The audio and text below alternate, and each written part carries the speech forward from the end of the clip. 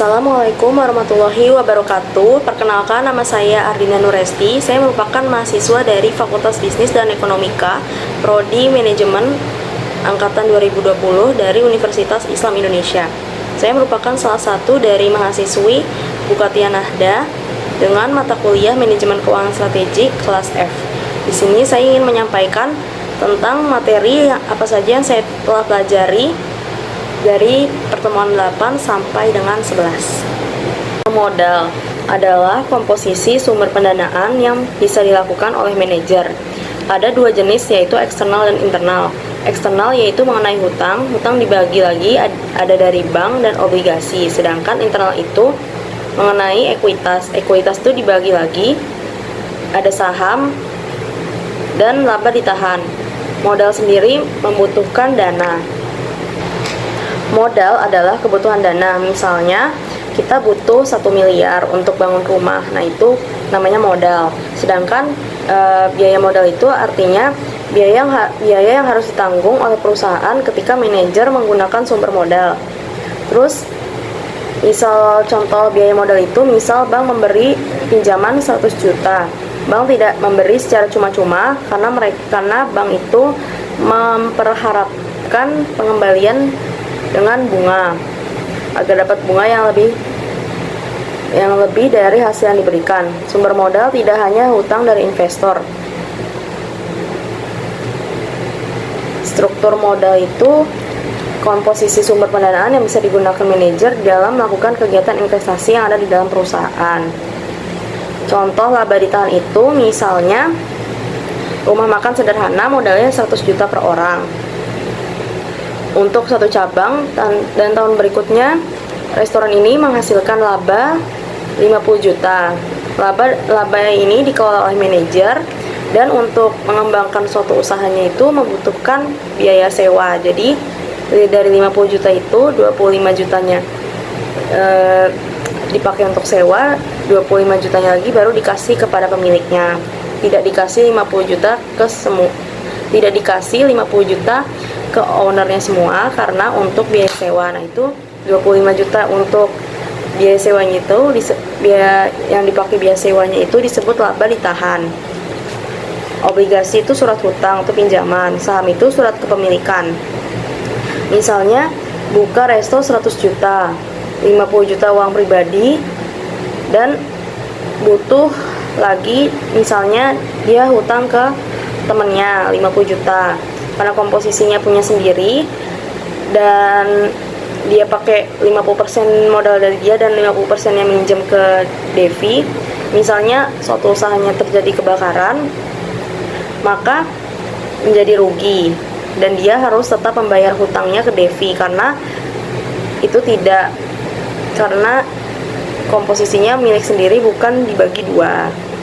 Lebih beresiko mana sih, pemegang saham atau obligasi? Lebih beresiko para pemegang saham karena jika kehilangan maka kehilangan semua modalnya. Namun kalau pemilik obligasi enggak karena gimana pun caranya yang ngutang itu pasti akan bayar kepada pemiliknya. Balik lagi, high risk high return. Pemilik obligasi mau keuntungannya naik berkali-kali lipat, tetapi dia hanya dapat bunganya misalnya 10%, dan itu tetap dan cenderung kalau obligasi itu risikonya rendah dibandingkan saham. Biaya modal hutang biasanya sesuai bunga, biaya modal saham itu biasanya sesuai laba atau dividen.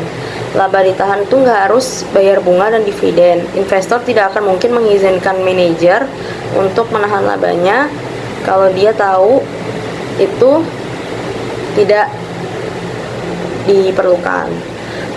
Opportunity cost itu biaya kesempatan. Dari sisi investor, itu lebih aman membeli obligasi karena keuntungannya tetap. Tapi dari sisi perusahaan yang membutuhkan modal dari saham, jadi saham itu lebih aman karena nggak ada wajib bayar utang untuk mencegah kebangkrutan, dan mereka lebih pilih untuk menjual saham. Dan kenapa diibaratkan dengan pesawat first class, business class, dan economy class. Diibaratkan seperti kalau first class itu biasanya seperti supplier, para karyawan yang akan gajinya dibayar terlebih dahulu oleh perusahaan. Kedua, biasanya pengguna bisnis kelas itu seperti bank dan pemegang obligasi. Dan juga ibaratkan di atasnya ekonomi, mungkin eksekutif ekonomi atau ekonomi premium, mungkin bayar, contohnya seperti bayar kewajiban dulu terhadap pemerintah seperti pajak. Terus untuk ekonomi itu biasanya pemegang saham. Contoh obligasi pemerintah itu seperti sukuk.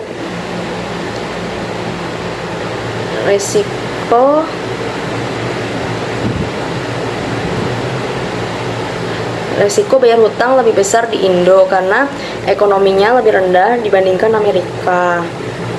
Semakin tinggi hutang, semakin beresiko kebangkrutan. Semakin tinggi peringkat obligasi, maka semakin rendah resiko kebangkrutannya. Dan beban bunga yang ditanggung. Di sini saya juga akan menjelaskan tentang pertemuan 9 sampai 11, yaitu resiko obligasi lebih murah daripada saham. Hutang lebih murah daripada ekuitas. Semakin tinggi hutang akan semakin tinggi nilai perusahaan.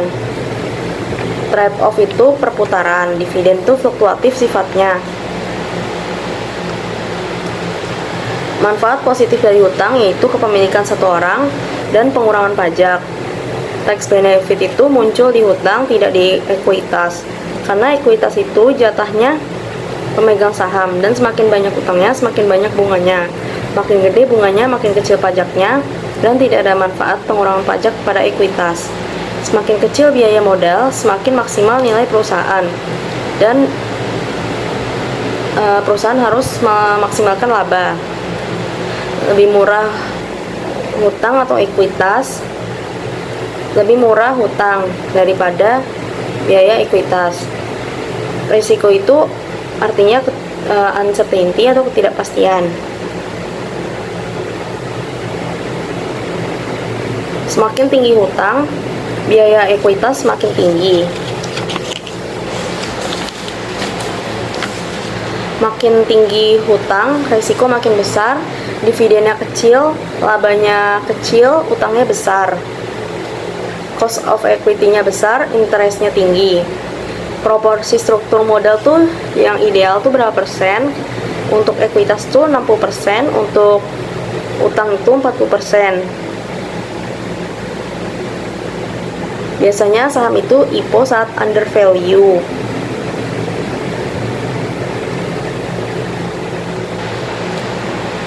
Selanjutnya yaitu dividen policy atau kebijakan dividen.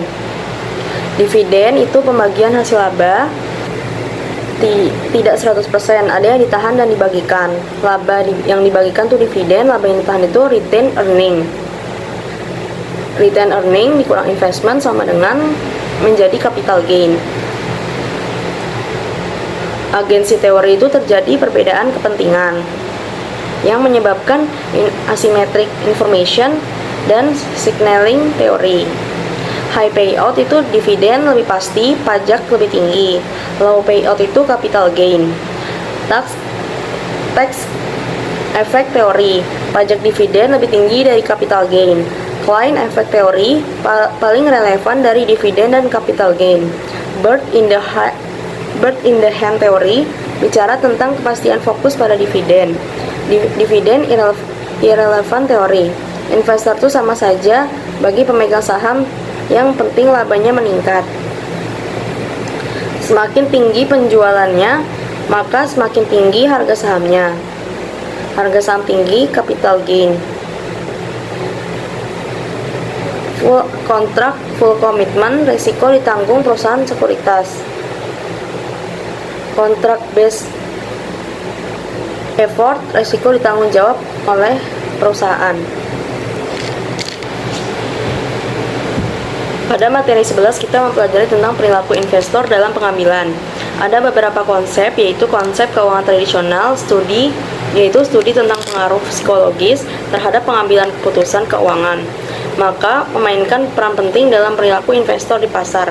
Ada beberapa teori, yaitu teori portofolio,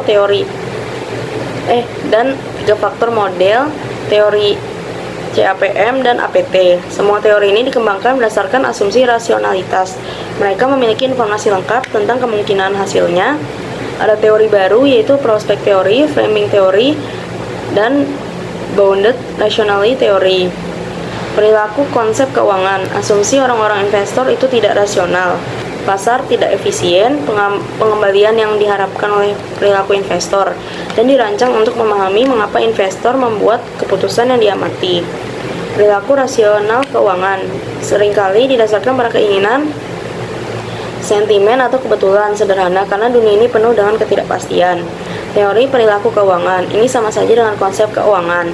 Bias perilaku keuangan dibagi ada mengiring perilaku, lebih percaya diri atau lebih atau di bawah reaksi, watak mempengaruhi, dan heuristik.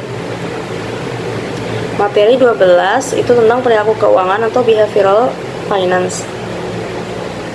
Dalam prospek teori ada risk averse, orang yang tidak mau mengambil resiko, dan risk taker, orang yang berani mengambil resiko. Apa itu anomali pasar? Yaitu keganjilan pasar yang terjadi yang tidak dapat dijelaskan latar belakang, proses, maupun arahnya secara nasional. Hipotesis pasar efisien yaitu menjelaskan hubungan antara harga saham dan informasi yang tersedia. Ada 3 tingkatan, yaitu past prices, public information, dan private information.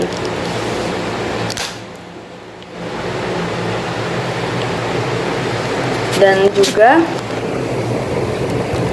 terdapat efisiensi pasar dapat dicapai apabila investor menggunakan informasi mereka secara rasional. Ada penyimpangan independen dari rasionalitas dan arbitrase.